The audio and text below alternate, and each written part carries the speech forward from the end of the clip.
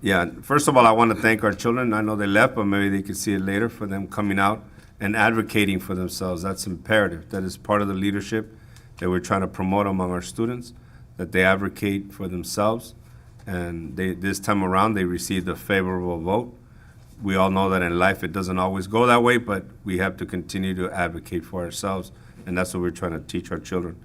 Secondly is at the district office, we are continuing to work and laying the groundwork for the plan to implement our curriculum and instruction plan in order to work on all areas that need improvement, academic, suspension, chronic absenteeism. And based on the chronic absenteeism, I do want to share with the board that in all of our schools, we have decreased chronic absenteeism, in some schools even by half. So I want to commend the work of our wonderful leadership and the staff in working diligently to bring down chronic absenteeism. Because at the end of the day, if they're not here, they're not going to learn for sure, right? So if we can give the principals a round of applause. We're in the process of wrapping up summer school. Summer school will end next Friday, and things are going really well.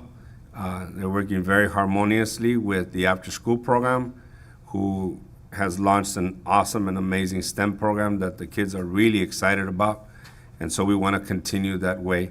I'll have more information at the next board meeting. I'll be presenting what the actual plan will look like. Many of our admins got a taste of what it is that we're going to have to do in order to do the heavy lifting of improving the instructional program throughout the district. So that's my comments for today. Thank you.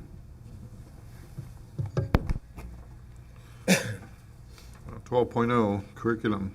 12.1 approval of contract addendum occupational therapy services. Motion with the question. Ms. Lopez, John Vasquez, Alice. Is this only till June 30th of this year? Yes. Yes, it needs to be revisited because we're not sure, and I know that our dose is not here right now, but we're not sure if we're going to be renewing with that particular contract or move in a different direction, because we have a mixed review as to the actual delivery of services. But we still have to honor our current contract. That's my question. Thank you. Any other questions? No? Okay, motion is second. All in favor? Aye. All opposed? 5-0. 12.2, approval of Parent Square Professional Development on October 10th to the 11th, 2023 in Ontario, California. Second. Los Lopez, John Vasquez, all in favor? Aye. It's 5-0. 12.3, approval of Career Technical Education Incentive Grant, the CTEIG, round 7.1, agency amended 2022 to 2023, number 230692. Motion with the question. Second. Mr. Ellis? Pretty much the same. This is only extending it to June 30th. Yes. So this is, Don't we normally go, school year to school year? yes, we do normally. But this is a ratification for a grant, because we get so many grants from the county. We've been trying to keep up with all of them. This is one of them that, because the reason why it's 7.1, because we got R70 already approved previously. We were unaware that there was a second one adjacent to this one. And so we want to make sure, again, that we honor the grant. We're working diligently to make sure that we don't have to do ratifications in the future, because that's not good practice. I do see that the letter came in April, but I don't know if we received it in April. So maybe that's something we need to look at. Yes, and we need to work with TCOE, making sure that the communication. We get several grants from TCOE, and they provide several services, so we're trying to get a better way to track them. The good thing is that now all of the grants have a serial number. If you see in the parentheses, makes it easier. Before it was even more difficult. Okay, and the only other thing is the matching funds then, the Yes. 150,000 was also there and completed, correct? Yes. All right, The money's been used and utilized for the CT. okay. So we have a motion by Alice, second by John. Any more questions? All in favor? Aye. It's 5-0. 12.4, Special Educational Consultant Service Agreement. Move. Second. Ms. Lopez, John Vasquez. Any questions? All in favor? Aye. It's 5-0.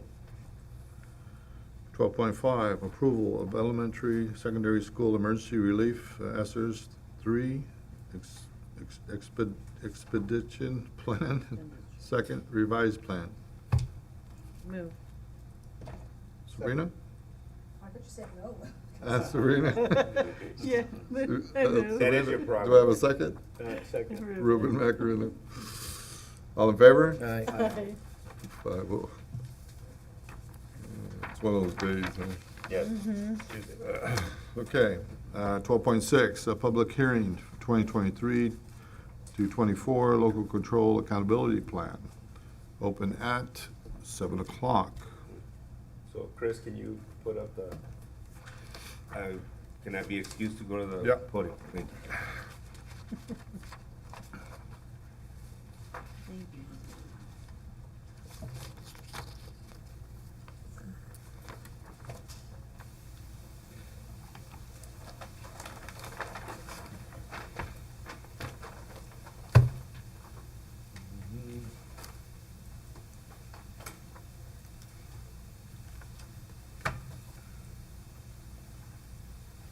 Oh, good.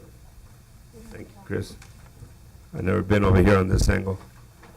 Esteemed board members, administrators, members of the public, chief, I'd like to recognize our chief of Farmersville Police Department. Thank you for coming. What happened, sir? I like to look at this one right here. Oh, you like My that one? eyesight is kind of blind. Yeah. So, this is every year, we have to come back and share with you what it is that we've done as far as changes regarding the LCAP. And so this is the purpose of today. I have only a few slides, after which I finish, then you open up for public comment from the public, and then we close it, we get that part down, and then at the next meeting on the 22nd, we actually approve the plan. Okay? All right. So in order to get an idea of what is needed in the LCAP, we had held a series of community partner feedback sessions, and it's all up there on the screen. We had our own LCAP advisory committee meetings. We had district DLAC meetings, and the times and the dates are up there. We also had, at our open houses, we had forums regarding the LCAP and trying to get information back from the parents that showed up to those events. We also had parent surveys that were sent out. So parents and staff, approximately 225 parents gave feedback to the LCAP, and we took that in heart and read that in the committee as far as what the general feedback was from the community as far as what changes we needed to make. Later on, when Jason presents, he'll explain how we were able to move some money around because there was actually some carryover that was not spent for a variety of reasons, but they were not spent, and so we need to utilize it in order to maximize the purpose of the LCAP, which is approximately $11 million every year that can be used. This is not general fund. This is money that's given by the state to support our students that are either in poverty, English learners, or foster kids. So the bargaining group also met with the different units. We met with the FTA, with CSEA, and the special education parent group. And we also sent it over to Tulare County Office of Education for review and feedback. So it's been vetted with those different groups. Basically, the LCAP is involved with three major goals. The first goal basically is to increase student achievement, that's what we're in the business of doing in ELA, math, science, social studies, in all of the necessary state and federal assessments. We want to see growth. We also want to see growth in our CTE pathways across the board. That's goal number one. Goal number two is to provide or create the conditions for student success by providing comprehensive academic and social emotional support for our students in order for them to be able to focus on the academics. One cannot function without the other. And then the third, also extremely important, is to increase the engagement of parents and family and community in the overall education of the children. So that involves everything from community forums to eventually having workshops to build capacity so that our parents understand how this system works, how the procedures are, and how they can exercise their voice. So in goal number 1, I'm not going to go through the entire LCAP because it's 140 pages long. So I'm going to go over and just highlight the changes that were made from the last LCAP to this LCAP, because most of the LCAP carries over. Remember, this LCAP was for 3 years, 2021 to 2024. So this coming year, we'll be rewriting again a whole new LCAP for 3 years. Okay, so this is to wrap up this year. So 1.4, we dropped the allocation in 1.4 from 2.2 to 400,000 because we had money from other sources that we were able to use. So mainly ESSER money, because ESSER money goes away, LCAP money does not. 1.7, educational field trips, we felt that there was a need and we raised it to almost 100,000.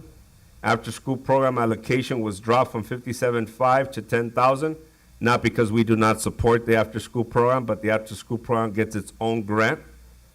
And in order to avoid carryover in the ELOP grant, we minimized the amount, but we kept some there in case if in the long run, the grant, which I don't think it's going to sunset, but in case it ever does, it has its footprint inside the LCAP that is going to be going on for years to come. 111 is for TK3 classes. Site allocation, we raised it by 1.3 to 2.5. Part of it is because of COLA, but greatly because we want to make sure that we have a robust TK3 program at Hester and including Snowden to make sure that our students are receiving the best possible education that they can at the early stages. Anybody involved in education knows that the first 5 and the few years after that are the most critical for student learning. If we don't succeed, then we're playing catch up all the way up to the high school. 1.12 is the MTSS, student and intervention tutoring allocation, was also dropped by 100,000 because the MTSS also has its own grant. So we needed to be much more efficient with our funding, so we're not having so much overlap. That frees up money to be spent in other areas that are needed. What we did add on the LCAP is 1.13. We added, at least on paper, these positions have not come to board, but you have to set aside the money and funding for it before you bring them for board approval. So one does not reflect the other. So it's a coordinator for college and career readiness, because we noticed that we are declining in our A through G, and we're also can use extra support on the CTE. That coordinator position will help to continue to bring sources of funding, because there are a lot of grants, but it's almost a full-time job to apply for them and to manage them, because all of them come with a lot of requirements. 1.14 was added for additional CTE expansion, 650,000, in order to be able to build out the things that are needed, so like the welding booths and everything else, to make sure that we secure the funding in order to make sure that happens. 1.15 was added to an MTSS coordinator. Right now we have a director of MTSS that's about to sunset because ESSER sunsets next year. So we wanted to make sure that's critical that we continue that position, but it'll be demoted down, not the person, but the position, to a coordinator from a director, so we don't fall into issues of administrative ratios. Oh, I'm not gonna be able to read this. LCAP number 2, so please bear with me. I didn't bring my reading glasses because, quite frankly, I'm in denial. 2.5, elementary music teachers and music instrument repair. Allocation was raised to 336,000 to make sure that we continue to build a robust music program. There is a grant, a VAPA grant, so that we didn't want to raise it too high because we need to make sure we expedite that as well. 2.6 is a switch from psychological intern to our much needed speech and language pathologist. We set aside that amount of money so it does not infringe on the general fund, and we get it straight out of the LCAP in order to provide those services to our students who are in need. 2.10 is bilingual school nurse, LVN, and health aides. We wanted to continue that. As a matter of fact, we raised that in order to make sure that we continue to provide the health support for our students. And we stress the issue of bilingual because it's important that we have our nurses that are able to communicate both with students and their families. 213 is Save the Children program allocation. Was also increased from 25 to 64,000. The Save the Children is a program that we utilize at the lower grades at the elementaries to support our kids, and it's a program that's been rather successful. It'll be reviewed again year by year, so it's not forever. 2.15, campus supervisors and noon aides, in order to increase to 550 from 366 in order to provide additional safety.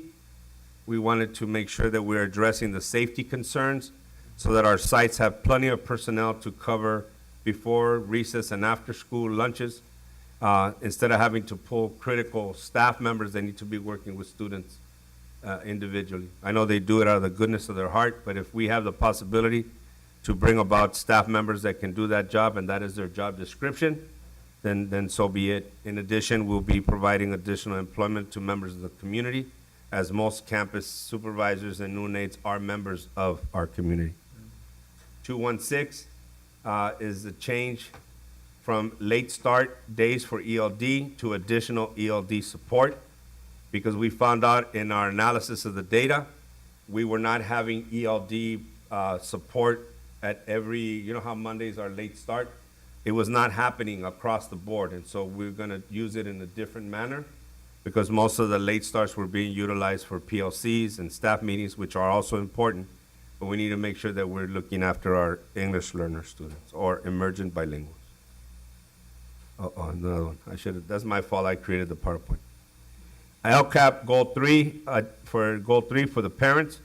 So 3.1 is parent education classes allocated. We doubled it in order to increase in building capacity among our parents, right? In both learning how the system works to adult ESL, to all of the different programs, and to further augment what is already happening at the adult school, but happening at the sites.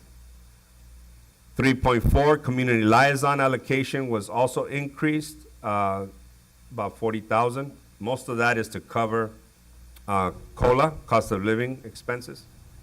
Next is Spanish translation for special education. We put there 50,000 because that's a definite area of need. A lot of our IEP, and we have members here from the CERT team, from the special ed team, a lot gets lost in translation, and if we are not adequately and professionally translating for parents, they're signing their kid's life away without fully understanding what it is that they're signing. And so it's very important that we build that kind of capacity. Let me know if I'm going too fast. I want to make sure that we get through all of them. 3.6 is a family resource center.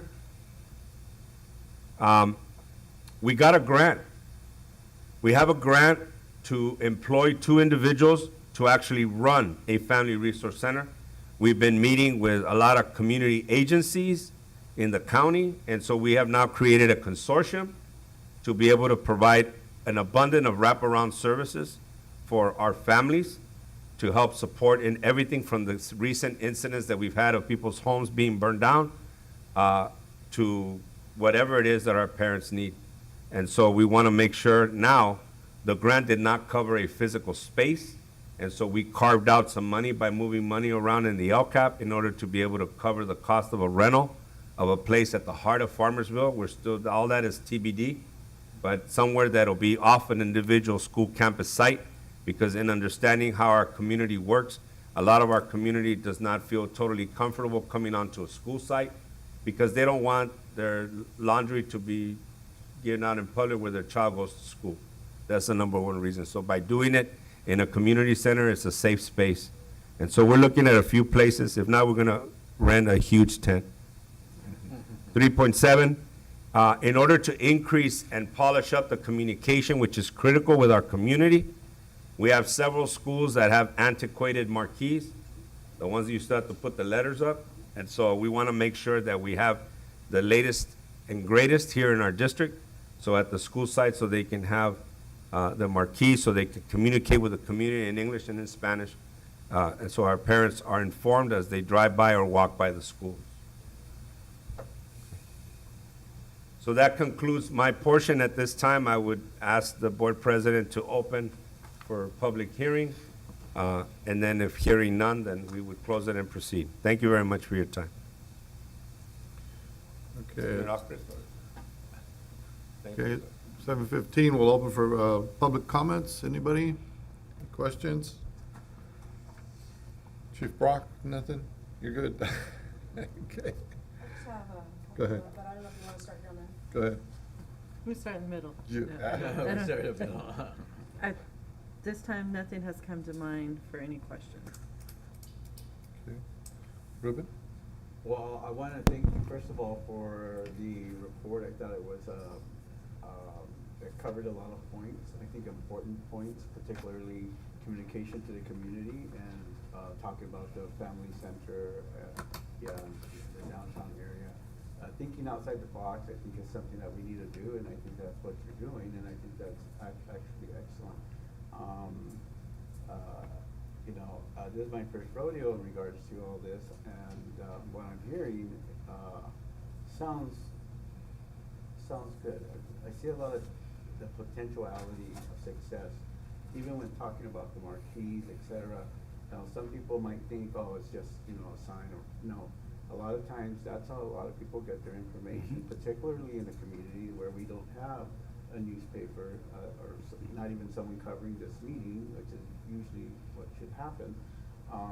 We do need those sort of things. So, I just want to thank you for that report. It was something that I thought covered a lot of areas, and I feel very good about. And we're not finished, but because of time restraints, those are the changes that we were able to adjust at this time with the feedback we got. But there'll be further digging into the LCAP. What is critical, and I hope we all understand this, is that we have to be very surgical in the way that we expend that money, and in order to address the root causes of students not being able to achieve at high levels. So this effort goes hand in hand with our academic program that we're trying to implement, which I'm fully confident that our instructional leaders will be able to carry out. Absolutely, and also like in the special ed area, you talked about increasing for translators, which I think is also important. When I was at the junior high school during open house, I kind of walked in and the parent was trying to communicate with the instructor. They were having a hard time. I came in with my broken Spanish, but it was, you know, just thank you and what else does he have to do, that sort of stuff. So it wasn't a very complicated type of discussion. However, I did find a need for that. I did see that, you know, we do have, particularly in the special ed area, which we could use more, right? Yes. We could use a lot more. So I was really happy to see that. And that hasn't been seen in prior, so you're aware, because the LCAP is primarily, this particular LCAP, which is for supplemental and comprehensive support, is primarily for three main areas: kids living in poverty, English learners, and foster children. So not necessarily special ed per se, because they receive their own funding, and they're supposed to encroach on the general fund. But now we were given permission to begin to include our special education students. And so we're starting, that's only the beginning, little by little, because there's so much overlap. A lot of our students that are in special education are also poor. They're also English learners. And some of them are even foster kids. So we need to make sure that we're trying to look at the common ground between the two groups. Thank you so much. You're welcome. Yes, at the parent meetings that you had, did you get a percentage of all our groups, like someone that has, you know, foster youth in their home? Of course, we have several English learners. We have low income, but did we have somebody that was there for each specific group? We have what is called an LCAP advisory committee that does have members that are parents, staff, because the participation goes beyond just parents. We did take attendance at the parent forums and community forums. We did not dive into that specificity of asking them exactly what kind of parents, because the way the forum was set up was not conducive to, I don't know how to explain it, to say, is your kid a foster? So we may not have. And truth be told, most districts do not nail every single group. The goal is to try to get as much as possible. But I will tell you that compared to previous meetings, we had a much greater participation of parents. We also had some staff members, but keep in mind, a lot of our classified staff members are also parents. And so they were there in the capacity of parents, as well, or people that want to, walk along. So the demographic of the parent population is going to be ever growing. We've only been doing this level of engagement with our community these past few months. And so the goal is that will continue to grow. And also at these meetings, what was pretty much in all meetings, the major one concern? What was the biggest was safety, Safety. which is why we invested in additional neonates and campus supervisors, and we allocated that money. The other piece was communication, which is why we're looking at the marquees and increasing our all the things that were delineated on the additions here to address. The three major ones is safety, communication, and also increased engagement of students. And so those are the three main areas that we try to reflect in our actions. Okay, and then under 3.5, which also has to do with communication, are we going to be using someone other than staff? Because I understand, as being asked to translate before in a courtroom, that our Spanish, it has nothing to do with the legal terms. Yes. Just like probably a lay person Mhm. would not have all the terms for special ed or any other kind Yes, of thing. I agree. I colloquially, they call it the no sabo English, right, in Spanish. But one of the things that we have in plan, we have a plan. So the plan is complicated. The LCAP only plays one role. On the CTE side of the house, we're working on creating a pathway of all of our students that are natural Spanish speakers, right, and eventually get their seal of biliteracy, to go ahead and go through the pathway to become interpreters and translators that will receive a certificate that will qualify them to be able to interpret and translate at an IEP, which is totally different than translating at a casual parent-teacher meeting. And that is something that we did in Santa Ana. We're bringing it here. That's all I have questions All on. right, No question. good. Okay, good job, sir. Thank you. We worked hard on it, everybody. So thank you. Okay, we will close at 7:24. Okay. 12.7, approval of 2023-224 California Teacher Fellows Foundation Agreement. I would like to make the correction to 2024. Yeah. Yes, it's not the year 2220. Alice Lopez, Second. John Vasquez, all in favor? Aye. All opposed? 5-0. 12.8, approval of professional development, special education on July 26, 2023, August 16, 2023, at Farmersville Unified School District Boardroom. Second. Alice Lopez, John Vasquez, all in favor? Aye. 5-0.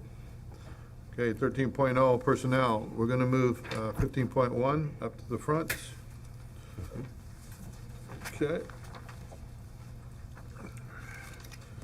15.1, management, public disclosure of tentative salary settlement agreement. Alice Lopez, Second. Ruben Recreano. Any questions? All in favor? Aye. 5-0. We're taking all 13s to closed session. That's all of 13s. All right. And then we'll go down to 13.5, personnel action report, information only, 13.5. 13.6, approval of budget analysis, title change, job description, and salary schedule. That one goes? Yeah, I wanted that in closed So session. all those, just the personal information only, those two can be read. Everything else to closed session. Okay, let's go to 14.0.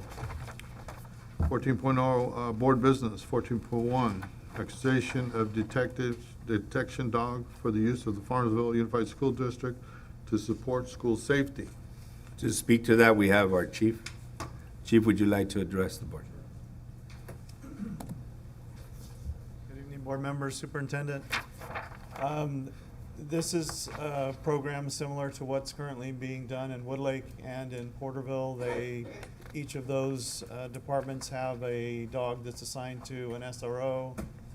It's kind of a multifaceted approach. The dog is able to detect the illegal narcotic odors as well as vape, tobacco, and also firearms, ammunition, its components. They've been successful on various levels. Fortunately, there are not a lot of handguns that we're finding or weapons that we're finding in those natures of school. However, there have been incidents. Woodlake dog found ammunition on one of the campuses that was in the playground area of all places. And then also the other schools have recovered many things having to do with vape and having to do with, some of the other substances that are brought to schools by students. So it is something that would be assigned to the SRO, who would be here during school hours and would certainly be available for other special events if need be. We do regular searches at grad night before students get on the bus. We've been doing that for several years. And this program is twofold. It is meant to discover things that are here that we certainly don't want here, but it's probably its biggest piece is once it's known to be here, it acts as a deterrent. Hopefully that those things don't find their way onto the campuses. So it's still an animal and it's not necessarily infallible, but certainly as I've discussed with Dr. Chavez, I think as a supporting piece along with supervision during the breaks and lunchtime, that the multifaceted approach, if you will help to increase safety and remove some of these things or avoid them from being brought to school. And certainly, as we all know, some of the larger districts and cities that neighbor us have had some significant issues with weapons and those things, so we certainly don't want those things to find their way here. And just to add to what the chief had shared, I want to make it clear that the dogs do not sniff children. A lot of times that was a misconception. So the way it happens in a typical situation is that they choose a couple of random classrooms because they can't do too many because that's overstimulation for the dog. And what they do is they go into the classroom first, the admin, and they ask the teacher and the students to please come outside, and they wait outside. Then the dog goes in and smells the backpacks. Or if it's in the gym, they would smell the locker rooms without the kids there. If something was to trigger the response of the police dog, then that individual student would be brought in. And the articulation agreement that we have with Farmersville Police Department is that if it's drug-related, we would handle it at the site as a school issue, unless it's major, but for the most part. And if it's obviously weapons-related, then they would take it on because that's a different code. That's penal code as opposed to ed code, right? So just wanted to stress that for the public, whoever's watching, that I want to make it clear, right, Chief? That's correct. Mhm. Yeah, it's set up in a way to really be a tool that searches and is just aiding admin in finding these things or locating them or keeping them off campus. At no time is it anything to where we're forcing the dog. Also, the breed of dog will likely be something that's not as opposing as a big German Shepherd or something. It'll more than likely be the types of dogs are used, or spaniels or labs, or those type of dogs are used for this. And then finally to share is that this arrangement that we started in the conversation is in our response also to the grand jury inquiry as far as what are we doing for safety, overall school safety. So it's a combination of that. The other thing that the chief has been going with our MOT directors, going to the sites in order to map out the schools, the classrooms, label them properly, and make sure that the cameras are appropriate. Heaven forbid that we ever need to go there and be able to monitor, that we're able to do it.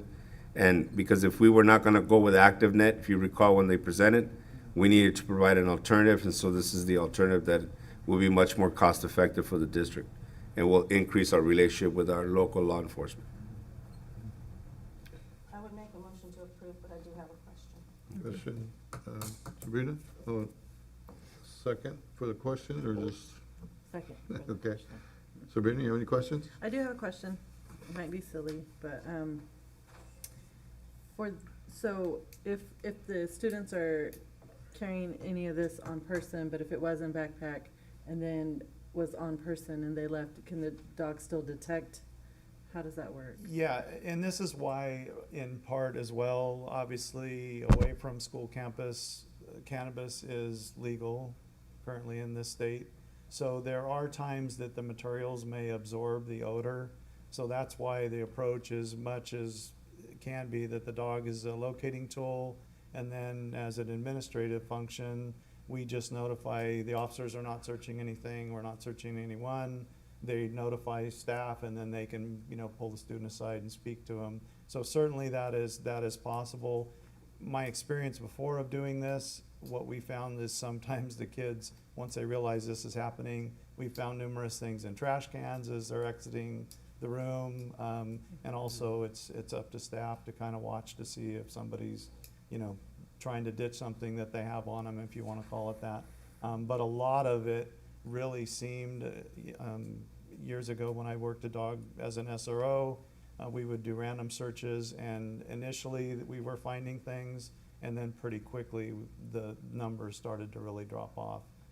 Obviously, as you know, with technology, as soon as we would arrive, students would start texting each other, and the word got out pretty quickly, but it also then became much less of a problem, much, fewer incidents of students being suspended or being caught with contraband and those things. And I know the tobacco and the vape thing, especially over the past couple of years, it's almost doubled in numbers of suspensions related to that specific item alone, so. Does there need to be any type of, so obviously it'll be notifications out to parents that we have a dog on site, but would anything need to be signed in order to search students, or how does? Well, students would not be searched their person, If- only the backpack. Only the backpack? Yes, Okay. only the backpack. So it does have a limitation because we don't want it to cross that line. So we don't want to make that too public, right? But yeah, no, the idea is that students will not be touched, and anything that is drug related would be handled, because that's an ed code issue, would be handled by the site administration the way they've always handled drug related suspicions. And is that handled with just asking them, do you have anything on you, on person? Or Any other admins, especially in secondary, what is a common practice when you suspect? So the common practice is they are suspected of having something on them, they're called into the office with, accompanied by another person. If it's a male and a female, making sure we have one of each, depending on gender. We ask if they have anything on their person, turn out your pockets, your shoes, your socks, things of that nature, turn around, anything on their belt. So typically, we do that part first, but we ask them if there's anything that I need to know, we can search their bag, and that part of it. And we follow up with the parent call if anybody's been searched. If, like, for instance, you're doing a room search, we send a parent notice, a parent square, letting you know that that class was searched today. There was suspicion on that. If anything happened with their particular child, they would be directly notified. If not, then they're clear. Yeah, and part of the job of the community liaisons will be to get ahead of that, if that makes sense, and sharing that amply with parents so they understand clearly the do's and don'ts. So it's not an immediate rollout. We're gonna first put out the information, but mainly it serves as a deterrent. And just so you know, we have used police dog searches in the past. We contracted, we work with Rock and then other departments. So to have one for our school district is gonna be extremely helpful because it does help when they come out, because word does get out. So, we, like, for instance, for grad night, we do have a dog come out and search bags as well. So it's just a protocol, so to be able to have that more frequently believe would be extremely helpful. But as a parent, I'm sure any parents that are watching, it is no hands-on kids. So we want to stress that and make that clear. It's more than anything else a visual deterrent, that at any given day, that room could be searched or whatever. We want to lower yeah. And we can constantly monitor, and maybe we could ask our chief or our individuals from the district that'll be working in collaboration with to provide regular reports to the board if you like. That's not a problem.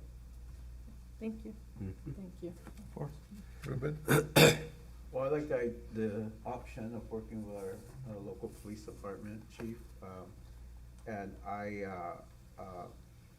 well, the only question I have, and might be silly as something says, $14,500 is that just for the dog? That's for the dog trained. Oh, okay. Yeah, the dog will be trained in all the odors that I mentioned, and will be ready to go with that amount.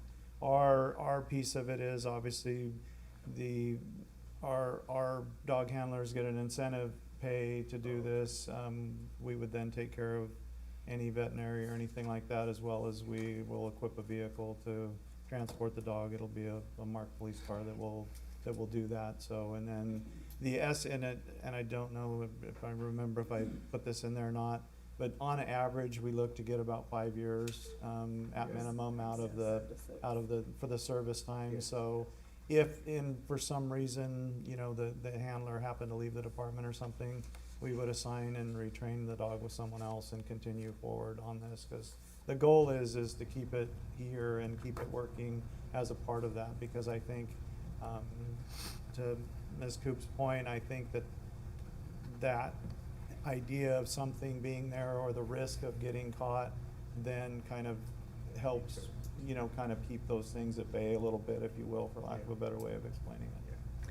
Thank you. I thought I read somewhere that they used to be 25,000, so I was like, Yeah, might go down. 14,000. Thank you so much. Yeah. You're Alice? welcome. Yes, thank you. My question is, the dog won't be required to stay in the car all day, right? He'll be able to be in the office? No, and it is interesting that you said that. We've already kind of discussed that, because there are times of downtime, certainly when the officers, are doing, other things.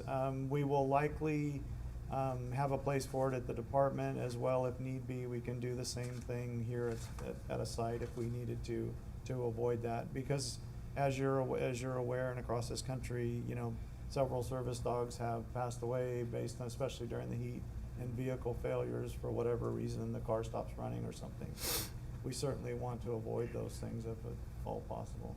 And also, would this be, something that could be presented or used during our CTE safety class? Sure. Demonstration-wise or something like that, or? Maybe get them interested in also being a Sure. dog handler or Sure. that type Sure. of thing.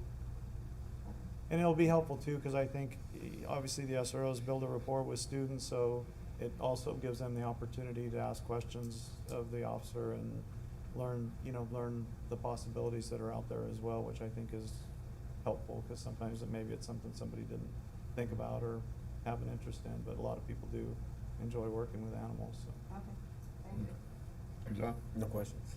Thank you. My biggest question is, do you see this dog assisting an active shooter, Do I see it assisting? an active shooter on campus? Mainly for the difficulty that it would become to bring weapons here. Certainly, there's a variety of active shooters when you say that general topic.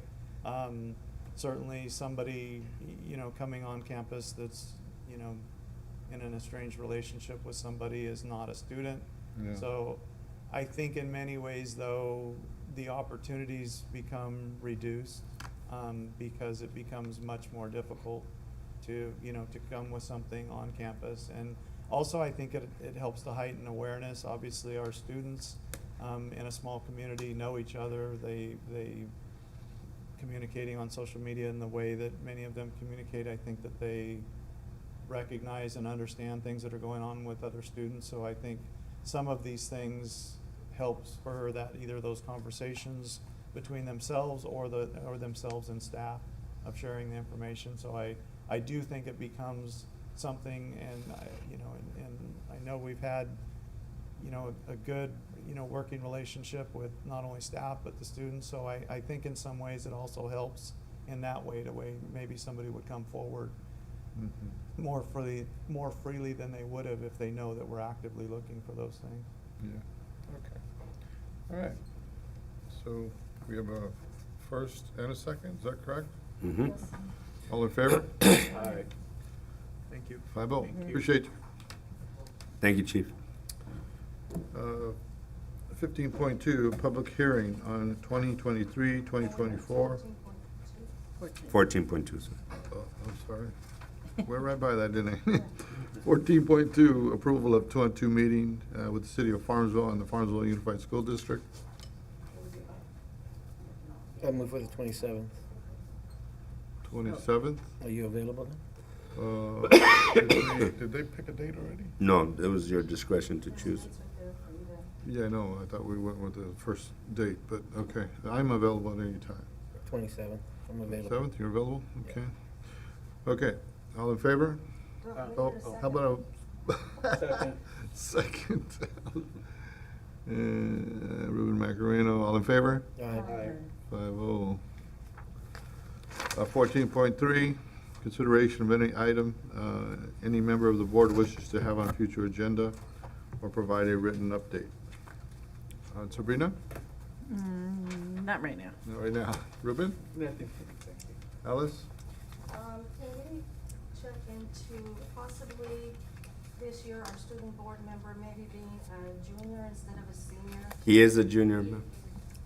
So- I don't know why he didn't come today, but Well, Oh, it was his some- last meeting, remember? that Last- could be. Oh, that's if he came in the. I just don't want them bogged down with a lot of, senior events and then, not be able to share their experience with the next person in line.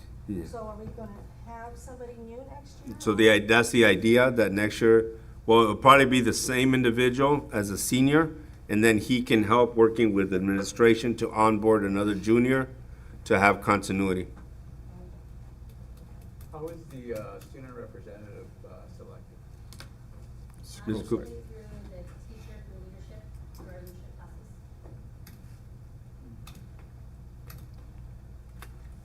I think he thought it was his last board meeting, the last one. Yes, he was here last time. Yeah, He got his plaque. yeah. and- Maybe he took that like, thank you, goodbye, or Yeah. thank you next. Yeah. That's how he took it. Alice, anything else? No, I think so. John Vasquez? None. And nothing, me. Okay. 15.0, business services. 15.1, management. 15.2. 15.2. Two. 15.2. Yeah, Okay, 15.2, sir. We just like to Very keep it good. interesting. We're at Yeah. 15.2. 152. There you go, big guy. You can handle it. There you go. 15.2, public hearing on 2023-2024 budget. Opening at Opening act. 7:38. I like Is that right? 7:43, sir. 43. It's okay. It's 7:38 somewhere. Yeah.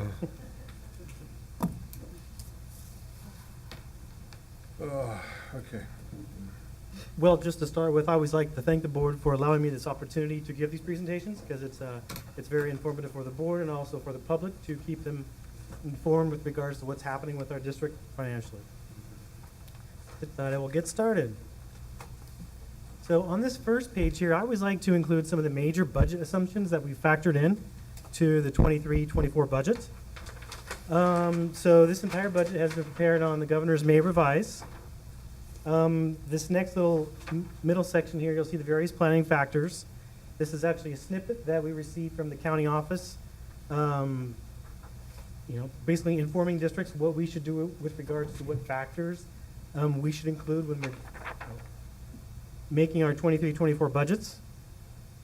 As you can see, we've included the COLA here for next year of 8.22%. And then you can see it goes 3.9 in 24-25. And in 25-26, it adjusts to 3.29. And the school services is basically the same numbers that the Department of Finance recommends as well.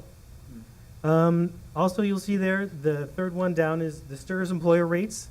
So that's going to remain relatively static for the next 3 years. So it's going to remain at 19.1% for 23-24, 24-25, and 25-26. And then we also have to include the PERS employer rates, and unfortunately, those are increasing from 1 year to the next. So next year, we're looking at our PERS rates being about 26.68, and 24-25, it's increasing to 27.7, and in 25-26, it's once again increasing to 28.3. As we always do when we do these budget preparations, we include the step and column increases for all of our staff, so that includes all classified and all certificated. Also in this budget assumptions for next year, we've included a possible cafeteria contribution of about $457,000. So the cafeteria can keep preparing food and also help with the labor costs that are associated with cafeteria. For the most part, sometimes the cafeteria requires some contributions because they're basically their expenditures exceed the revenue. Sometimes, so sometimes they require a contribution to help cafeteria meet their needs. This next slide here is a relatively new development that we just learned about at a recent TCOE business manager meeting. And so I think I may have mentioned these two block grants before, so I wanted to provide some more information on them because there have been some changes. So the first one that I was going to go over was the Learning Recovery Block Grant. And once again, this was included in TCOE's May revised recommendations. And I won't read this entire snippet that's right below that, but basically that's a snippet that was provided to us in TCOE's budget recommendations. But to basically summarize, our original allocation, so probably a few months ago, our original allocation for the Learning Recovery Block Grant was about $5 million. But just recently, we learned that in the May revised, the state has revised those allocations downward for all public school districts.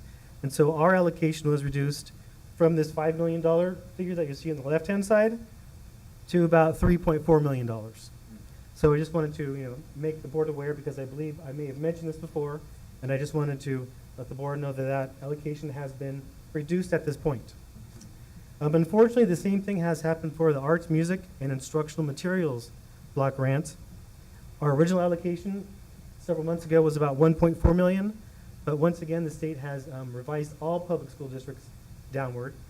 And so now our revised allocation is about $746,000. Now, just for clarity's sake, I want to share with the board that I have not yet budgeted these two grants in there for the sole purpose that I want to be sure and relatively certain that these grants are not going to be revised downward even further before I include them in the budget. And given the fact that our final budget is about 2 weeks away, I didn't see the need to budget these at this point. We are not going to lose this funding. This is one-time funding. And if in the top right-hand corner, you'll notice with regards to the Learning Recovery Block Grant, so this is one-time funding that all districts, including us, we will have until 27-28 to spend. So there is no immediate need to budget at this point, but as soon as we get, basically a static number, and that's not going to change, then we'll include that in the budget. And that's the same thing for the arts, music, and instructional block grant. We have until 25-26 to spend that as well. Once again, that is one-time funding. So I would rather wait until the governor passes the actual budget and we receive our true allocations, and then we'll go ahead and include those numbers into our 23-24 budget. Another thing that we've been talking about, and I've been talking about for a couple years now, is with regards to the significant funding that we received through the ESSERs, specifically ESSERs 1, 2, and 3.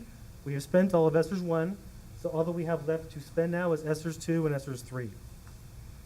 So in 23-24, once again, I just want to restate that this is one-time funding. Either we have to lose it by a certain deadline or we lose it. So I've included for ESSERs 2 about $2 million. If the board recalls, we are using ESSERs 2 to basically fund the chiller replacement project at the high school. So that ESSERs 2 is slated for that. And once again, I've included that in the 23-24 budget. ESSER's 3, there's about $4.9 million left. That, for all intents and purposes, we have to basically spend next year, or we lose it as well. And so that's about $4.9 million that we'll see in the 23-24 budget, but we will not see in the 24-25 budget, because once again, it's one-time funding and it sunsets. Either we have to use it by a certain time period, or we lose it. So in total, we're looking at about $6.9 million in one-time funding. That's in 23-24, but is not in the following year, and we'll get to that slide here in a minute, and we'll go over that. But in addition to that, we have some significant one-time capital expenses that have come up. As the board is aware, we have the high school cafeteria project over here, and that's estimated to be about $400,000. So I've included that in next year's budget as well. And just recently, an issue came up with one of the wells. I believe it's the well at the high school has basically run dry, so we're going to have to drill a new well and install all the equipment, pumps, everything that goes along with that. And we're estimating that cost to come in at about $200,000. And unfortunately, just recently, we've had an issue with the solar farm over here at Freedom has gone down. Mr. Hunt has had somebody come out and take a look at it, and the preliminary estimates to repair the solar farm came in at about $400,000. So, as we can see here, once we add up these, significant one-time expenses, that comes to about $1 million, which, once again, I have included that in the 23-24 budget. So, in this next slide here, what we're looking at, and it's really small on this slide, what we're looking at here is our actual May revised LCFF calculations. So if we, I can't see it there. So if we look at the 23-24 column, you notice at the top, we can see that 8.22%, that's the COLA that I referred to a couple slides ago. So that 8.22% COLA is already factored in to the $37,454,000 that we're seeing there. So that COLA is already inside that number. So next year, we're projected to receive in total LCF funding, about $37.4 million. Now, if we go here to the very bottom, we can see how it's broken out amongst the two different pieces. At the bottom here, you'll see this 26,194. And it's super small here. But, Do you want my paper? I have one, but I can make it easier. Or I can stand over there, but it's just difficult to see. Put it back here.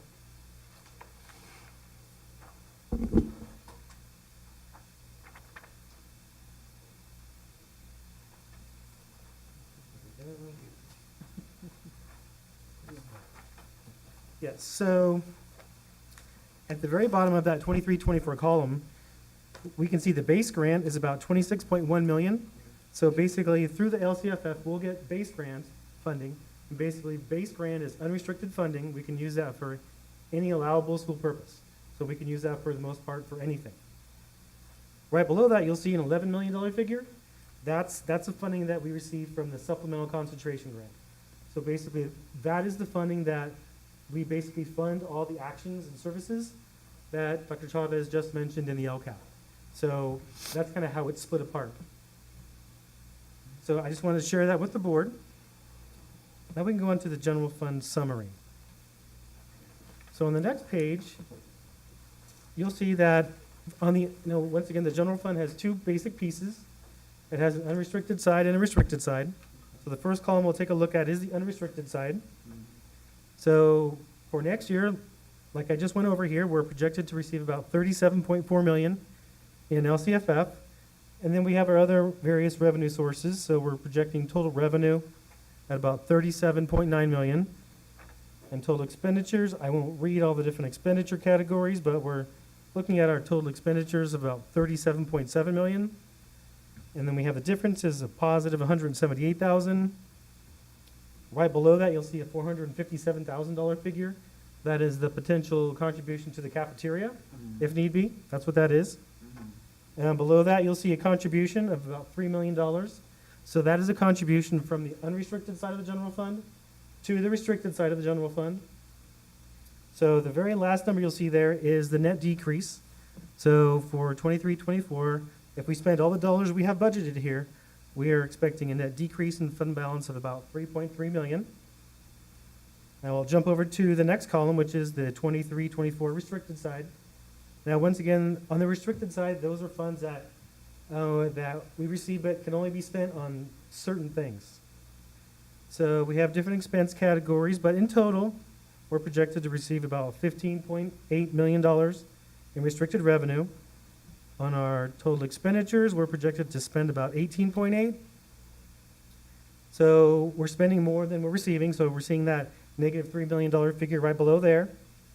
Below that, you'll see the contribution that's coming in to the restricted side of the general fund. And below there, you'll see that the net decrease in the restricted side is about $27,000, which is really not a big deal in comparison to the general fund in total. So looking over on the combined, in total, we're projecting revenue in total at about 53.7 million.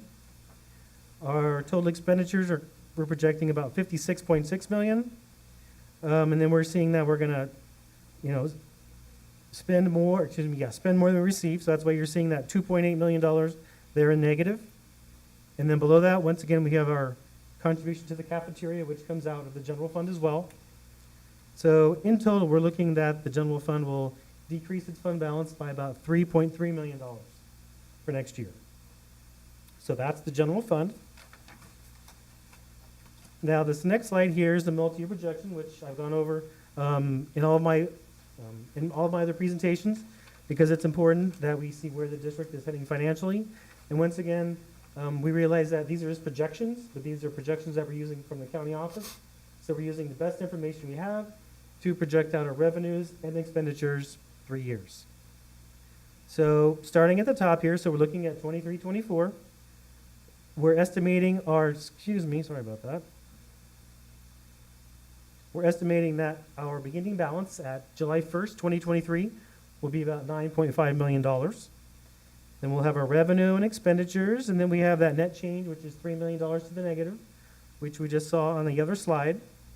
And of course, as a result, that'll bring our ending fund balance down to about $6.2 million for 23-24. Then what happens is that $6.2 million ending balance becomes the beginning balance for the next fiscal year, which is why you're seeing that number being the same when we look up to the 24-25 column. So we start with 6.2 million. We have our revenues and expenditures. Our revenue is about 47 million. Expenditures at about 47 million. Net change is about $73 million. So ending balance, it really hasn't changed much. It's about $6.2 million. Now, what I want us to look at is, I want us to look at, and I'm sure you've probably seen this by now as well, if you notice the 23-24 revenue, which comes in at about 53.7 million, then if you go over to the next year, you'll see our revenue is about 47.3. So there's a significant drop in our revenue from 23-24 to 24-25. So we're probably all asking, what's causing this significant drop in our revenue from one year to the next? And it's like I've been saying for the past couple of years, it's a result of what we're seeing here at the top half of this slide. It's a result of the ESSER's funding sunsetting. So once again, this ESSER's funding has been included in 23-24, but it's not in 24-25, which is the reason we're seeing this significant drop in revenues from one year to the next. And basically, if you look at the expenditure categories as well, in 23-24, we're projected to spend about 57.1 million, but in 24-25, that number reduces significantly as well. And the main reason that's happening is because ESSER's 2 and ESSER's 3 are sunsetting, so we are basically backing out expenditures related to those two funding sources because those funding sources are going away. And so that's the reason that we're seeing such significant change from one year to the next. Basically, this is the fiscal cliff that they referred to, and I've mentioned in the past with regards to one-time funding. Once we hit that year, and this is it, then we're going to see big change in our revenues from one year to the next, and that's the reason we're seeing this big fluctuation. Then just jumping back to 25-26, once again our fund balance is, or our beginning balance is about 6.2. It hasn't changed much. Our revenues are about 47.1 million, expenditures 47.9. So we're seeing a slight increase in the fund balance there. And once again, sorry about that. And once again, we're projecting our ending fund balance to come in at about 6.5 million, which really, you know, we're trying to keep it consistent. So 3 years out, we're looking at a reserve being about 7.7%. A couple months ago, that 3rd year out number was higher, but unfortunately, we've had some of these big capital expenditures just come in, which are relatively new, specifically the new well and the solar farm. As of a couple months, as of maybe 2 months ago, those did not exist, but now they do, so we have to repair those things so we can keep functioning as a school district. So, let me go back here. So once again, just 3 years out, that takes us to about 7.78. Now, this very last slide here is SB 858. This is a disclosure requirement that all public school districts have to do during their budget hearing. So it's Senate Bill 858, and what it requires school district to do is to basically look at next year's ending fund balance that's unrestricted, see what it is, and then we subtract out our 3% reserve, and we see what's left. So if we look here at the first, on the right-hand side of the screen here, so at the end of next year, based on this budget, so at 6/30/24, we're projected that the unrestricted side of the general fund will have about $4.2 million in it. That basically is available for anything. So what we do then is we subtract out our 3% reserve that we have to have for a school district our size. And for us, that's about that $1.7 million. So we have the 4.2, which we have. We have to back out the 3% reserve, which leaves us with that $2.5 million figure. And so from here, all public school districts have to basically substantiate reasons why they need to have that overage.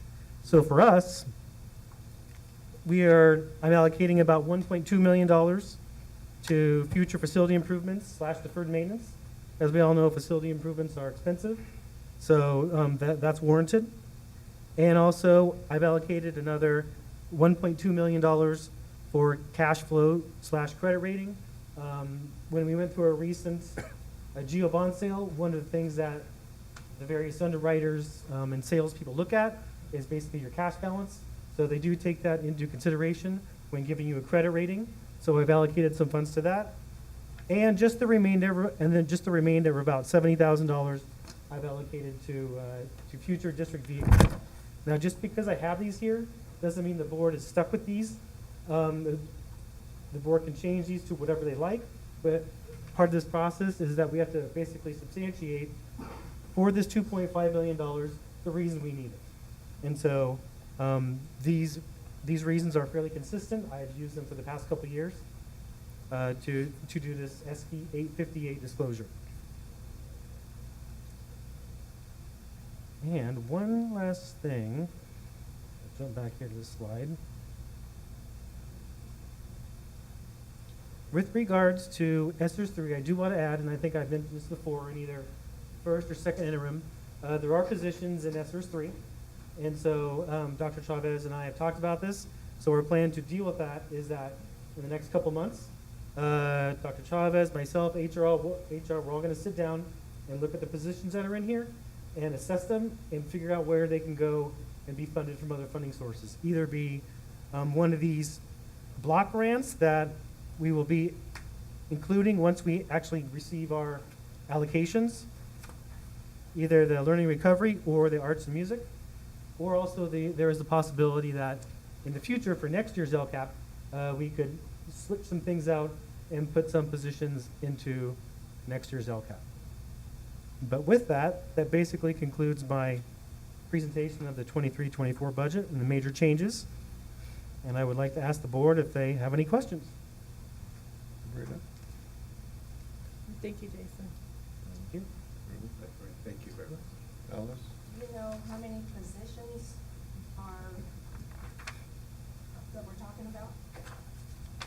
I would say not the exact number, but I would say probably between, I'll give you a range, probably between 20 and 30. 20? And some of those are full-time, some of them are part-time. That's a lot of positions to try to put in another category. Okay, thank you. And those positions are being used under the ESSER 2 and 3? Yes, well, strictly under ESSER's 3, because, let me go back to that slide here. So, ESSER's 2 is the funding that we're used to pay for the chiller replacement project, so basically that one is spoken for. Yeah. So the positions we're referring to here are just paid out of ESSER's 3. And only going into when we did those positions, we knew that ESSER was gonna run out in due time. Yes. So it's kind of a shame that if we have that many positions, and now we have to try to relocate and utilize our general fund to pay for these positions, so, don't understand that. That just kind of confuses the heck out of me, because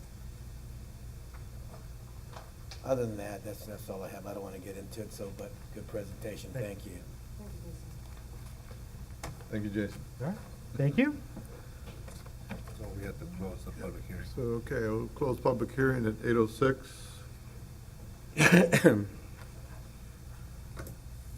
15.3, virtual reality headset presentation.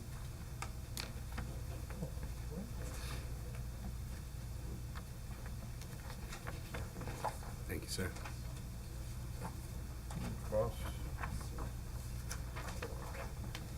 Thank you.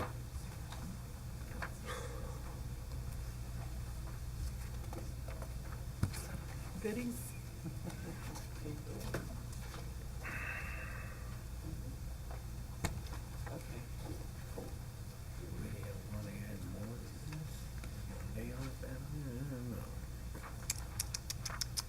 And just for the sake of discussion, this picture here would probably end up being representing future LCAP and budget presentations.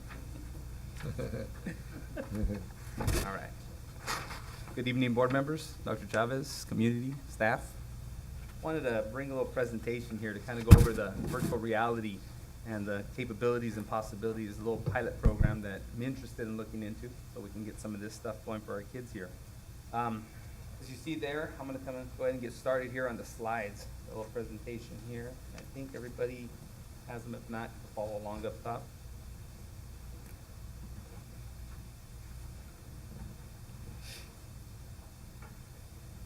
So yes, it says virtual and augmented reality for education. So virtually would be the headsets, of course, but they also provide with something called augmented. Not familiar with augmented reality, it can actually, it's like a computerized image. You see still here what you're seeing in front of you, but you can actually see, maybe hold something in your hand on an augmented reality and be able to visualize it, kind of like a virtual. Okay. So to get started here, an introduction to Class VR. Just gonna follow through here. So Class VR provides everything you need to implement the virtual reality and augmented reality. So there are many systems out there. One of them that I'm looking at here is called Class VR, and it deals specifically with education, but is also open to other third-party applications and other things that we can integrate into that. So I was bringing out here, it says here, one of the big key points, of course, raise engagement and increase knowledge and retention. So these kits that they're selling now, they come with a number of headsets. As you can see, it's got a little case there. So that headset, it'll either come in a box case, but depending on on how many you're getting, you get a cart. You can put a lot more than just what you see here in the case, about 8 of them. So they do have a central headset management, and what that does is the process or the idea behind this is the students would be engaged in using these headsets. But you would have the teacher actually following through and pushing the instruction to them, and they'd be able to visualize that and see that through the headsets, but the teacher's in charge, and they use that central management to do that. So this system and most of these systems come with a charging station setup. Everything's already integrated.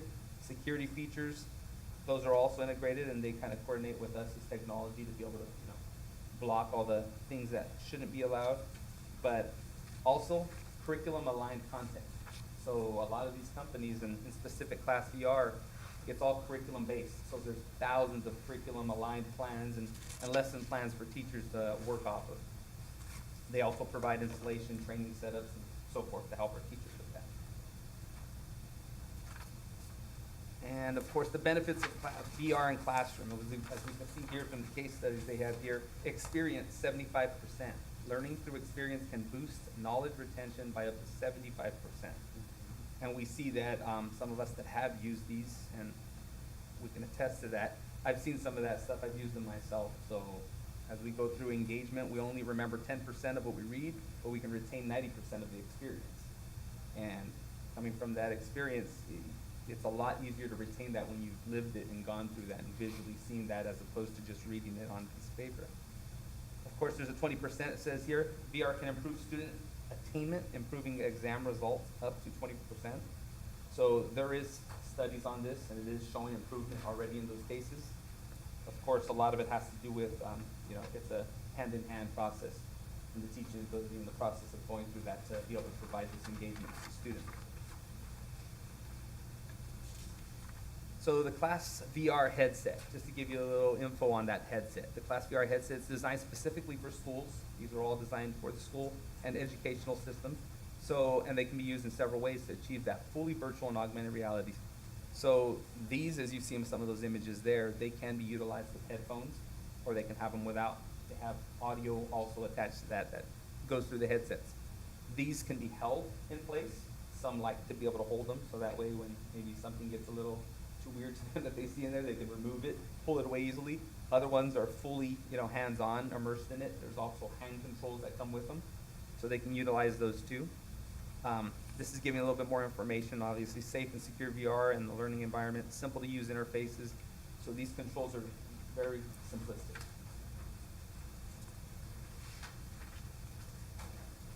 A little bit on the storage, secure storage and charging. It does give us some options. Most of them have these similar options. So they'll come in the smaller case, then there's a little bit bigger case for 8, and then there's a 30, which is a cart.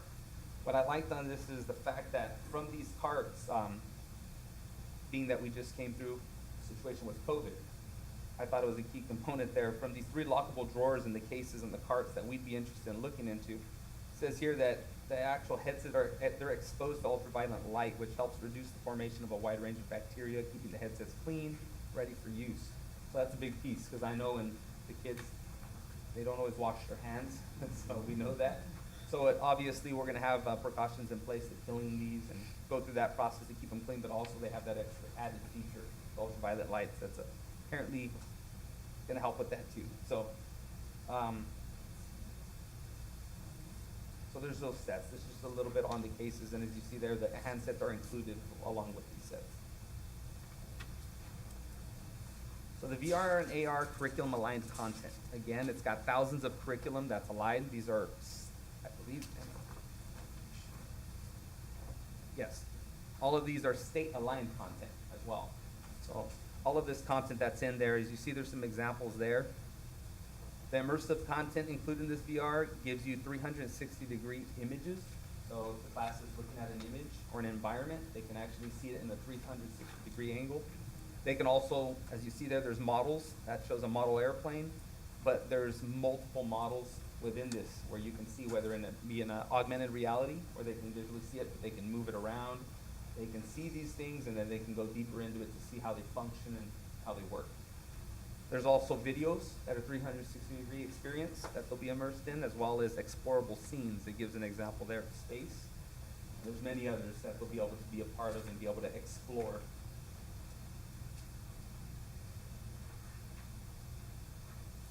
So an introduction to Avantis World.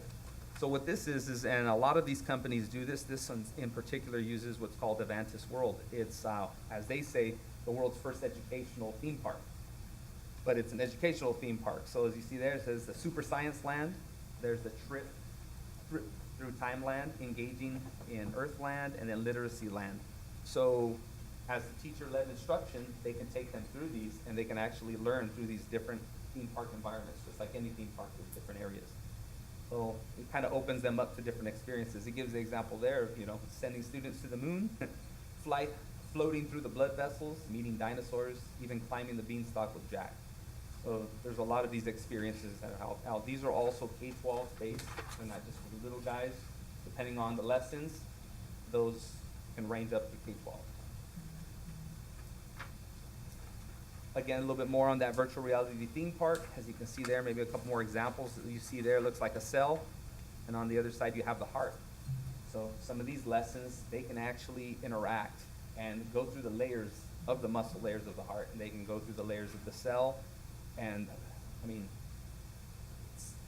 being immersed in this is really going to help them in that educational part. Like I said earlier, the engagement and being a part of that, it's a lot better than just reading something out of a book. You're fully immersed in that environment.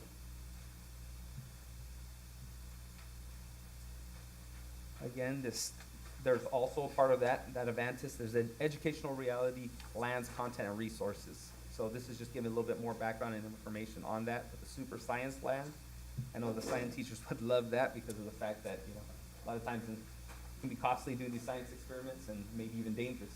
But being able to do these things in a virtual reality, you know, there's a lot less of that risk. But of course, there's a lot of those other features in there. Then, of course, VR in education for SEND students. And what SEND is that special education needs and disabilities. So, as it mentions here, thousands of curricular also in that for SEND students.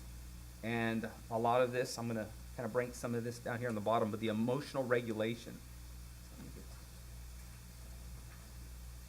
So this can help in supporting students who are overstimulated. We see that a lot of times. Sometimes the kids are running around and trying to get them focused on something. Well, with these virtual headsets, the virtual reality world, a lot of times these case studies you're seeing that they're utilizing these and helping them to, you know, kind of take away from the distractions around them in the environments. So it's isolating now them to an environment where they're visually seeing, so that can calm them.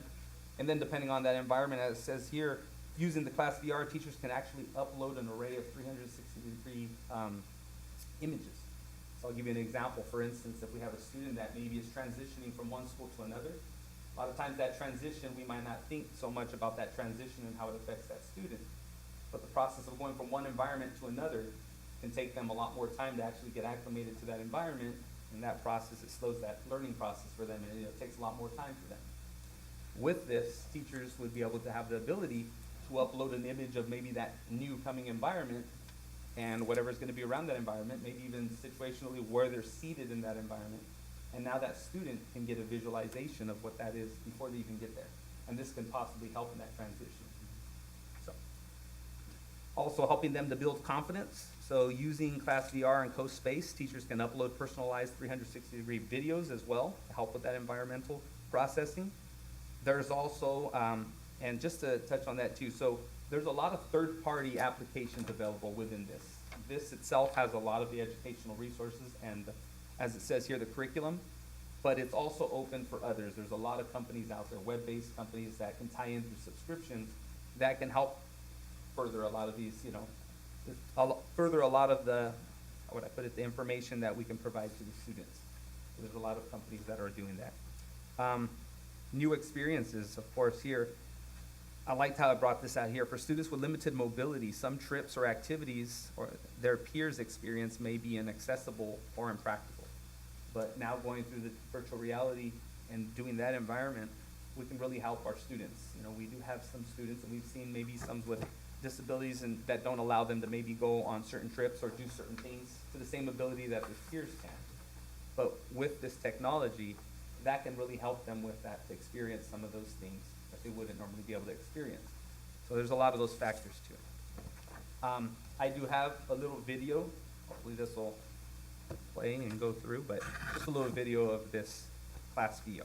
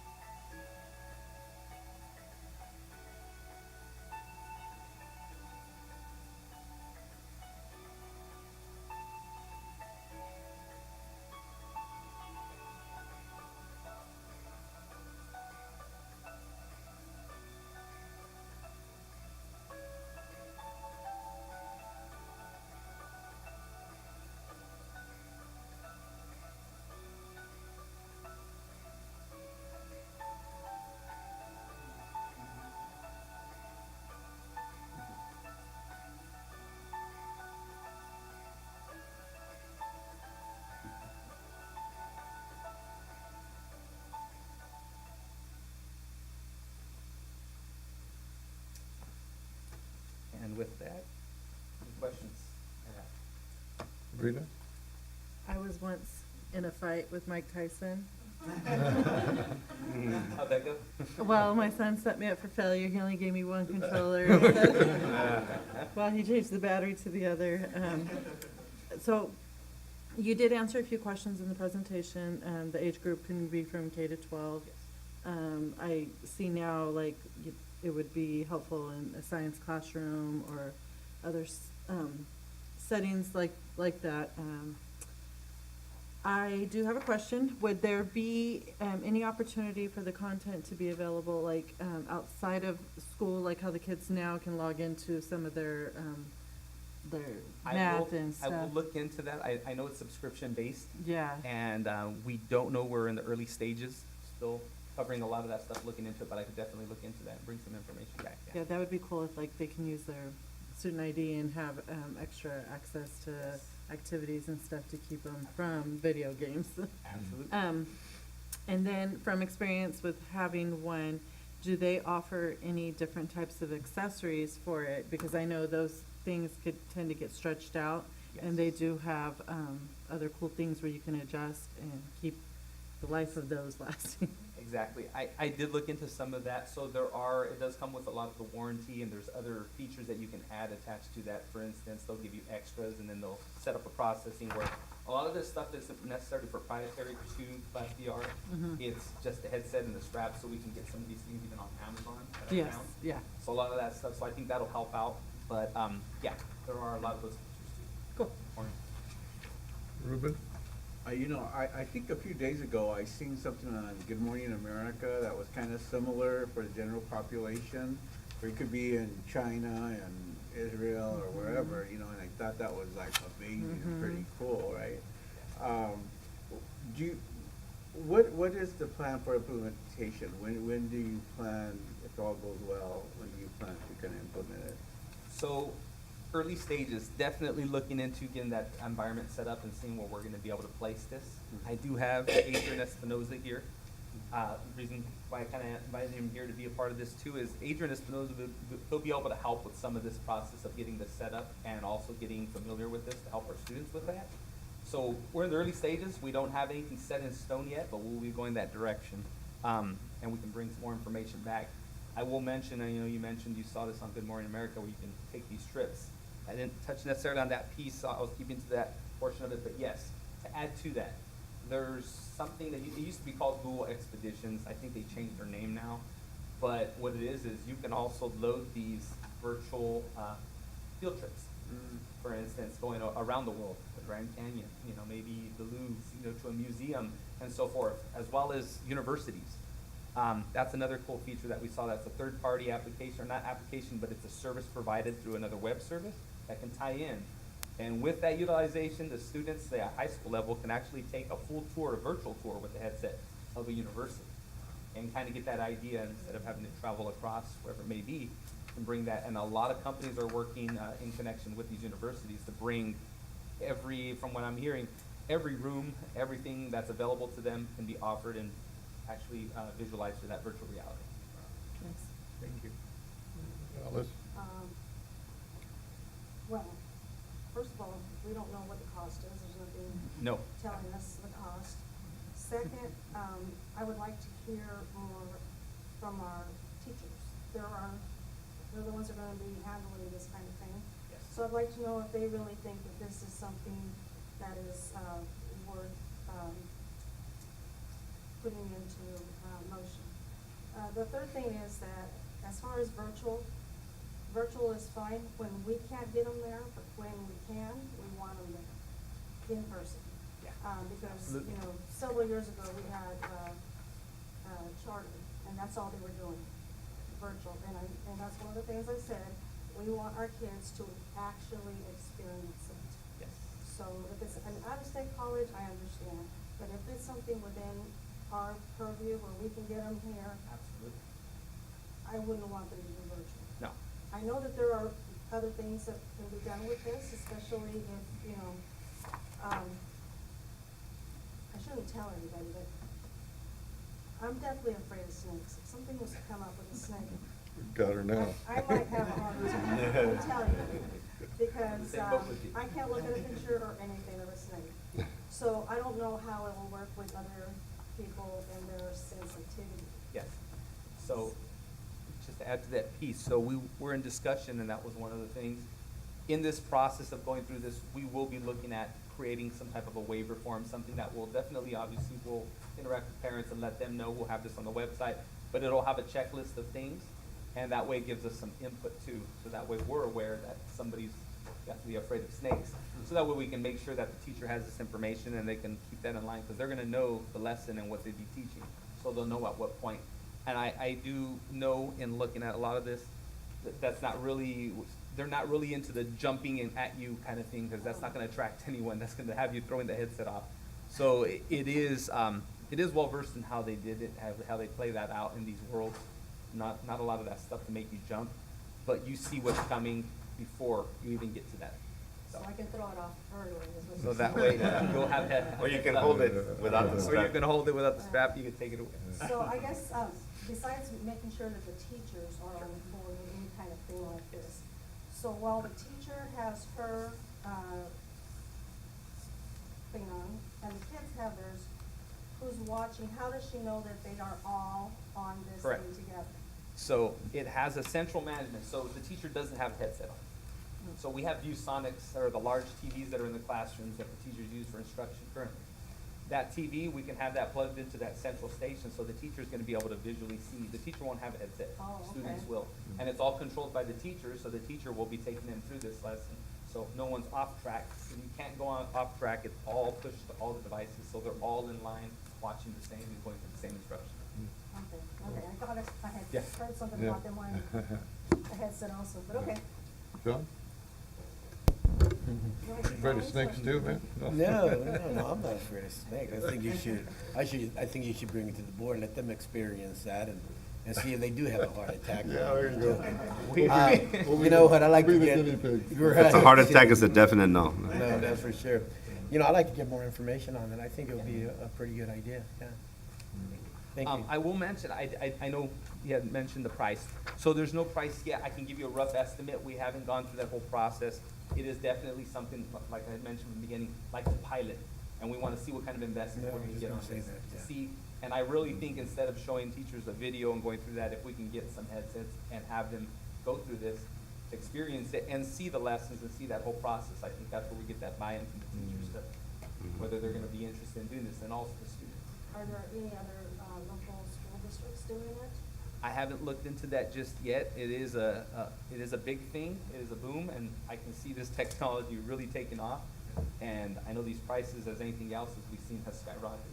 And we're really trying to get our hands on something to start moving and start going that direction. There are smaller pilot systems, like it said, from 4 to 8, and then we can get into a cart system. So I can definitely bring some more information back. Pricing, I can tell you from what I've seen, ballpark. For a cart of 30, and we're looking for about 35, I believe, because we have some bigger classes up in the high school grades. So at 35, we're looking at about roughly 20,000 for a cart. And that's the cart included, and the warranty, and so forth, and then it also has all the devices included. So it's not a bad price as opposed to what we're spending, close enough to what we're spending already on Chromebooks and for a cart. I like I the just- idea of you talking about a pilot program. Yes. Yeah. Starting it off somewhere, and then Absolutely. moving it. Yeah. So we wanted to present this to you as a board. And so we asked Chris to oversee the tech side. We asked Mr. Espinosa, who has a lot of experience with technology, normally supports here at Freedom, to assist us. We would need if we decide to go that route, we would have to need a point person that can be the overseer of all of it, and someone that would be able to monitor would be him. And then we invited Ms. Natalie to give a perspective of how it can truly benefit our students that are in special needs, if it can be of benefit. And so, For sure. but I do want to share with you that none of this is intended to replace the core. It has to remain supplemental, but it can support instruction. The other piece is support college and career because of the field trips, and also can support CTE, especially at the junior high, where we don't have a lot of money to buy full-on equipment. where at the junior high, they can use it as an exploratory thing after school or whenever. The timing would have to be done so it's outside the core, where they can come and do their exploration and probably even get some certification, from what I hear, without having to buy the equipment. They can be virtually, not all the CTE pathways can be done virtually, but it just gives us some other alternatives. But I wanted to share with you the guardrails. So the guardrails is that it should not interrupt core instructional time, and it can even be manipulated and utilized in our parent engagement to have workshops with our parents so they can take field trips of universities and the like, so they can get excited about it as well. But it has to be, that's why we started looking at individual people that are willing to look deeper into it, that are experts in their area of field, because it's not even my area of expertise, but just in general, and those guardrails had already been previously expressed, correct? Okay, so just to kind of keep it in perspective. But yeah, thank you. You know, I think it'd be great, Freedom, right? Freedom, library thing, yeah. Yes. So come back with a full cost, maybe we can look at the whole thing, Okay. pilot it in the library and use it as a, you know, a pilot program Yes. and see how that works, you know what I mean? I think that would be great. All right, so maybe you can bring that back, that'd be good, Yeah, and maybe we can set something up and do a virtual tour. yeah, okay. And bring some snakes. All right, You ready for that? okay, let's, Thank you. thank you, Chris. Thank you, Chris. Thank you. Okay, we're at 15.4. 15.4, adoption of resolution number 20-06-13-20 for the approval of educational protectional account, EPA spending plan. Sabrina? Alice? Oh, Alice, sorry. Second. Sabrina? All in favor? Aye. Any questions? 5-0. Future meeting dates, 17.1, June 22nd, 2023, special board meeting at 6 p.m. July 18th, 2023, August 8th, 2023. 19.0, policy administration regulations. 19.1, first reading, the SELP, S-E-L-P-A policy review. And all of you were given a copy Yep. for review. So just to share with you how that works for our new board members. So it takes 2 board meetings. In the first board meeting, you'll get the draft for you to review. And at the next regular board meeting is when we actually either approve or not approve. These particular board policies are required because of the state recognizing that we are in program improvement in the area of special education. So we're making these adjustments which are needed. So at the end of the day, it's what's in best interest of kids. Okay, thank you. Moving on. 20.0, adjournment to closed session. 20.1, conference with labor negotiation, GC 54957.6. It is the intention of the board to meet in closed session to review its position and to instruct its designated reps, agency designated representatives, Dr. Sergio Chavez, Jason Kraft, Manuel Mendez, name of organization, FTA, CSEA, management. 20.2, conference with legal counsel, anticipation litigation, government code, section 54956.9, significant exposure to litigation pursuant to subdivision D of section 54956.9. 20.3, public employee discipline, dismissal, release complaint, government code 54957. 20.4, government code section 54957.6, conference with labor negotiator, agency representative, superintendent, unrepresentative employee, assistant superintendent of curriculum and instruction. 20.5, consideration of an expulsion, number EXP-03061323. And we're going into closed session at 8:35, is that correct? Yeah. Okay. And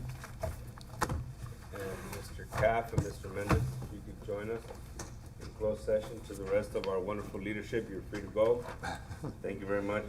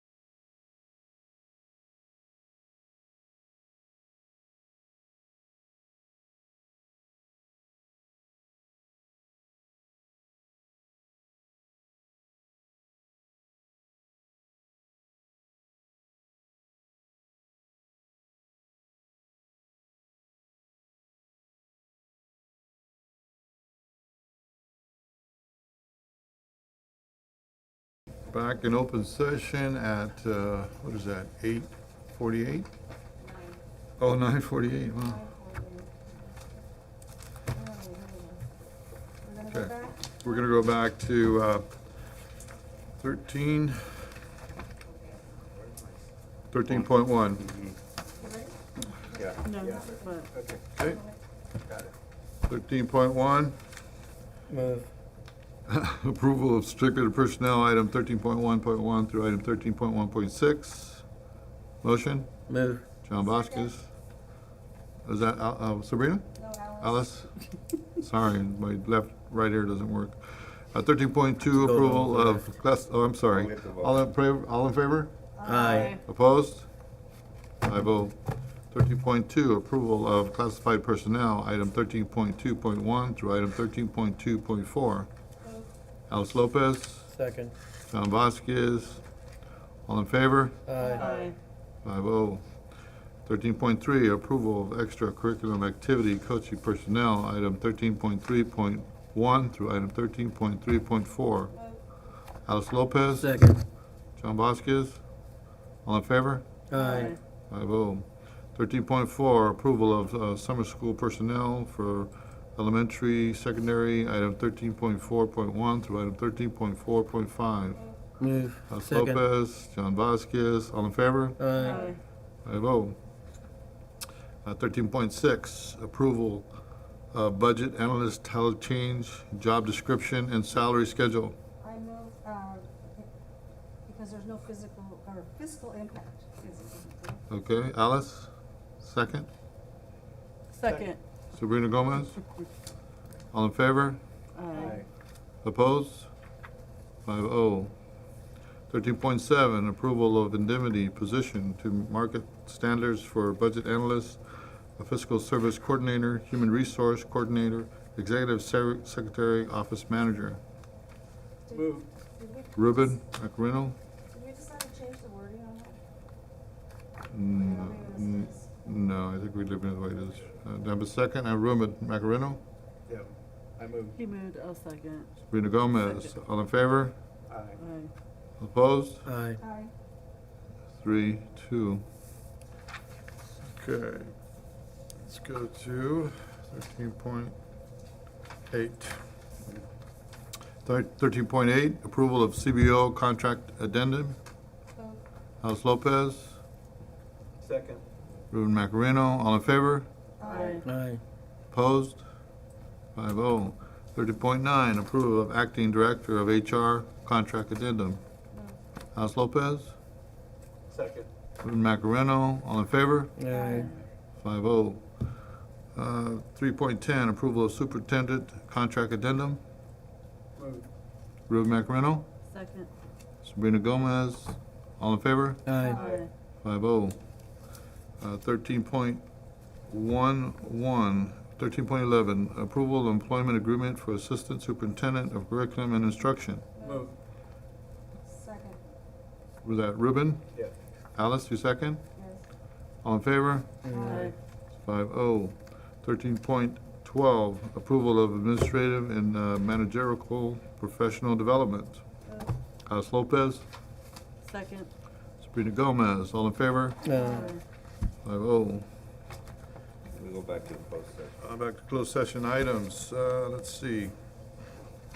21.1, conference with labor negotiations, GC 54957.6.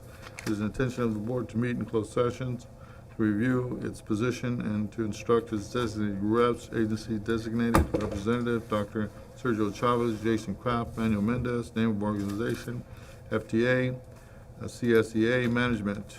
No action taken. Okay. 21.2, conference with legal negotiation, anticipation litigation, Government Code Section 549, 56.9, significant exposure to litigation pursuant to subdivision D of Section 549, 56.9. No action taken. 21.3, public employee discipline, dismissal, release complaint, Government Code 54957. No action taken. 21.4, Government Code, Section 549, 57.6, Conference with Labor Negotiator, AC Representative, Superintendent, Unrepresented Employee, Assistant Superintendent of Curriculum and Instruction. Motion? There's no action taken. No action? No action taken. Okay, 21.5, consideration of expulsion of student number EXP 03-06-13-23. I move that we go with the recommendation. Alice Lopez, recommendation. Second. Second, John Vasquez, all in favor? Aye. 5-0. Adjournment at 9:55. Move. Second. Alice Lopez, John Vasquez, all in favor? Aye. Aye. 5-0. Manny, Thank you. expulsion? Yeah.